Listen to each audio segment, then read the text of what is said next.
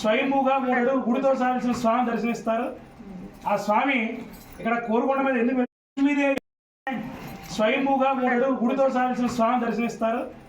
ఆ స్వామి ఇక్కడ కోరుకొండ మీద ఎందుకు వెలిసారయ్యా అంటే మనందరూ కూడా హిరణ్యకశిపుడు సంహారం తెలుసు కదా.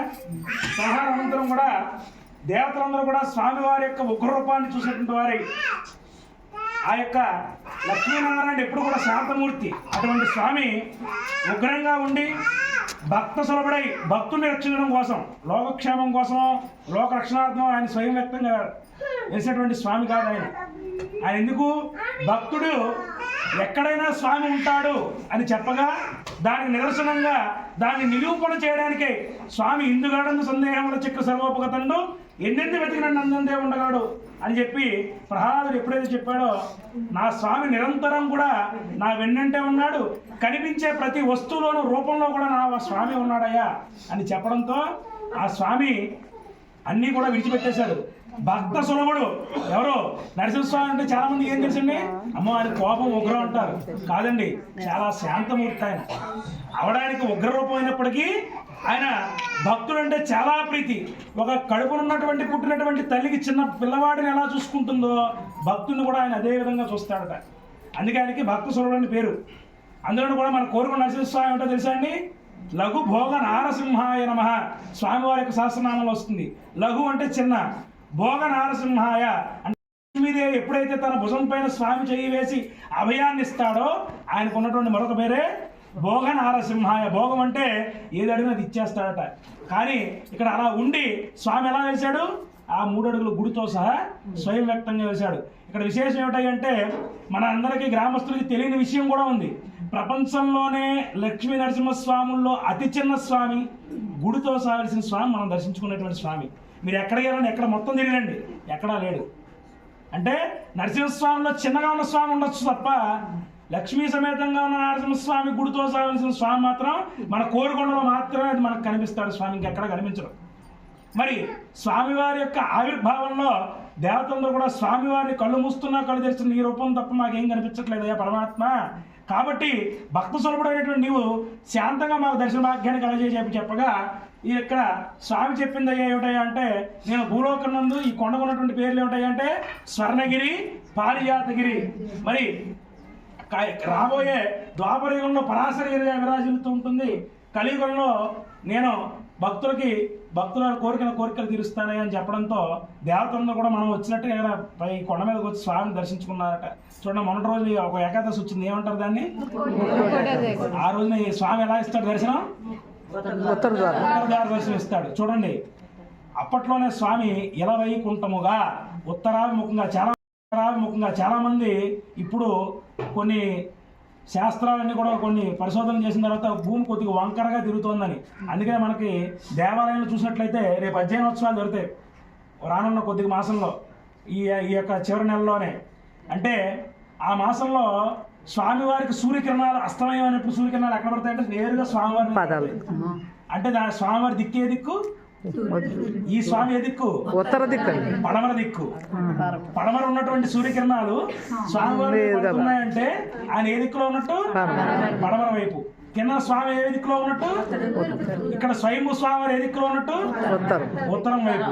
అంటే స్వామి ఇక్కడ పరాశర మహర్షి మనం ఏ విధంగా కొండెక్కి వచ్చామో ప్రముఖ నారసింహ క్షేత్రాన్ని దర్శిస్తూ ఈ మార్గం మధ్యలో ఈ నారసింహ స్వామిని కూడా ఆరాధించడానికి రాగా వృద్ధాప్యం చెందినటువంటి పరాశుడికి చూపు సన్నగిరడంతో, స్వామి నీ యొక్క రూపాన్ని ప్రతి భక్తులు చూడాలి కదా, నేనే నిన్ను దర్శించలేకపోతా అంటే అంత చిన్నగా ఉంటాడు స్వామి. ఎంత ఉంటాడో తెలుసా, మీరు పిడికిలు బిగించండి అంతే ఉంటాడు స్వామి.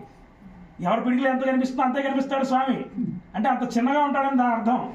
అందులో కూడా స్వామి ముఖం ఎంత ఉంటుందో తెలుసా, మన చిటికి వేలలో సగం అంత ఉంటుంది ఆయన ముఖం, దాంట్లో సగం ఎంత ఉంటుందో తెలుసా అమ్మవారి ముఖం. అంటే అంత చిన్నగా ఉంటాడు స్వామి. అటువంటి స్వామి ఇలా కనిపించేసరికి ఆయన వేడుకొనగా పరాశుడు ఇచ్చినటువంటి శక్తితో పరాశర మహర్షి ప్రతిష్ఠించినటువంటి క్షేత్రం కాబట్టి దీనికి పరాశరగిరి అంటే, చూడమ్మా ఎదురుగుండా చూడండి నరసింహస్వామి అని చెప్పి ఎదురుగుండా చూపించడం కోసం పరాశర మహర్షి ప్రతిష్టాపన చేశారు. మనం చూస్తున్న ఈ దేవాలయాన్ని మనం చూస్తున్నాం కదా. పూర్వకాలంలో రెడ్డిరాజుల పరిపాలన ఈ మండపంలో ఉన్నారు ఇద్దరు కూడా సోదరులు, ద్వారపాల ఇరువైపులో కూడా వారి యొక్క పరిపాలన వారి యొక్క స్వప్నంలో స్వామి కనిపించి నా దేవాలయం నిర్మించమని చెప్పగా ఇవాళ రోజు మన శరీరం బరువు మనం మోసుకోలేక ఆపసోపాలు పడుతూ ఇబ్బంది పడుతూ కొండ ఎక్కుతున్నాం. కానీ కనిపించే ప్రతి శిలని చిన్నదవని పెద్దదవని భుజం మీద సుమారుగా 25 కిలోమీటర్ల దూరం సీతానగరం అనేటువంటి గ్రామం దగ్గర ఉన్న కొండను చెక్కి భుజం మీద పెట్టుకుని ఈ కొండ మీద తీసుకొచ్చి భుజం దించిన రాయి మాత్రమే నిర్మాణం చేశారు. కాబట్టి ఇక్కడ స్వామివారు ఆ రాత్రి కట్టడం దీన్ని దేవతలు కట్టిన గుడిగా భావిస్తారు. దేవతలు కట్టలేదు, దేవతల కోసం స్వయం వ్యక్తంగా వెలిసిన స్వామి, గుడితో సాగిసిన స్వామి, మనం దర్శించుకునేటువంటి స్వామి. అదేవిధంగా మీరు గుడి చుట్టూ ప్రదక్షిణ చేశారు కదా, మండపం నందు బొమ్మలు ఉన్న ఫోటోలు తీసుకోవడం చాలా బాగుంటుంది అనుకుంటారు. రామాయణ భక్తులందరికీ కూడా స్వామి రామాయణంలో త్రేతాయుగంలో కూడా శ్రీరామచంద్రమూర్తి స్వామిని ఇక్కడ ఆరాధించారు అనడానికి ఒక చిన్న ఉదాహరణ ఆ రామాయణం. మరి ద్వాపరయుగంలో తెలుసు కదా ఎవరు? శ్రీకృష్ణుడు, పాండవులు. ఎదురుగా కనిపిస్తుంది ఆ కొండ, మనందరం పిలుచుకున్న పాండవుల కొండ. ఆ కొండ మీద పాండవులు వనవాసం చేసే సందర్భంలో నరుడైనటువంటి అర్జునుడు కూడా స్వామిని ఇక్కడ విశేషంగా ఆరాధించాడు.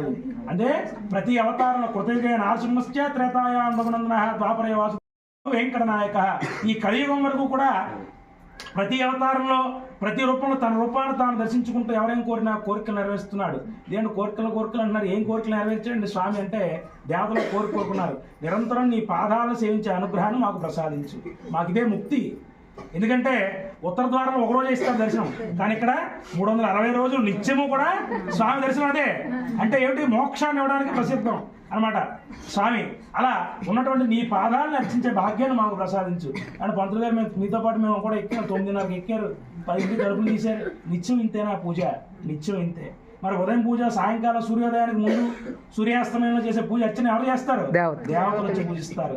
అందుకనే స్వామివారికి కోరుకొండలో ఉదయం 9:30కి తీసి 12 గంటలు వేస్తాం, మరలా రేపు ఉదయం 9:30కే తలుపులు తీస్తాం. ఇదేంటంటే ఇంతే.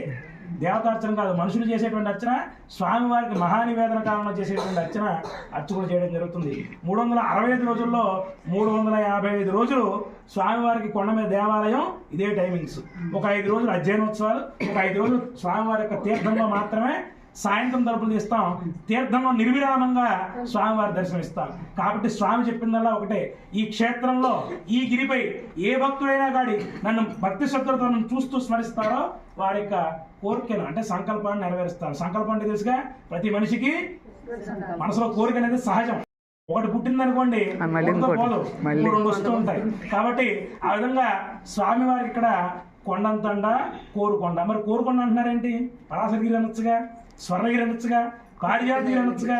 అంటే ఈ కొండని 8 దిక్కుల్లో ఏ దిక్కు నుంచి చూసినా కూడా ఒక ధాన్యాన్ని రాశిగా పోస్తే ఒక పర్వతంగా ఏర్పడి ఉంటుందో, ఆ చివరి కొన ఏదైతే ఉంటుందో అది స్వామివారి గుడితో సాగిన స్వామివారి యొక్క గర్భాలయంతో కూడినటువంటి స్వామి ఆ స్వామి.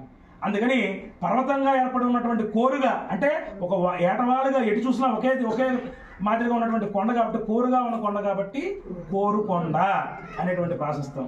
దీన్నే చాలా మంది పూర్వం అడవిలో సంచరించేటువంటి కోయి వాళ్ళు కానీ భక్తులు కానీ స్వామి ఎందులో వెలిశాడంటే వాళ్ళకి ఎలా చెప్పాలో తెలియక ధాన్యాన్ని కొలిసే కొంచెం ఎంత ఉంటుందో అంతే ఉంటుంది స్వామివారి. అందుకని దాన్ని ఏమంటారు? కొంచెంలో వెలిసాడు స్వామి, కొంచెంలో వెలిసాడు స్వామి. కొంచెంలో ఇవ్వలేదు, కొంచెం అంత స్థలంలో స్వామి వెలిశాడు. కాబట్టి భక్తులందరూ కూడా స్వామి ఇక్కడ భక్త సులభుడు, ఎవరేం కోరిన కోరికలు నెరవేరుస్తాడు. అందుకే ఇక్కడ స్వామికి కొండంతండ కోరుకొండ, కోరిన కోరికలు తీర్చేటువంటి వాడు కోరుకొండ లక్ష్మీనరసింహ స్వామిగా ప్రసిద్ధి. దేవుడు మనం నేరుగా ముట్టుకోగలమా? ముట్టుకోలేము. ఆ దేవుడిని పక్క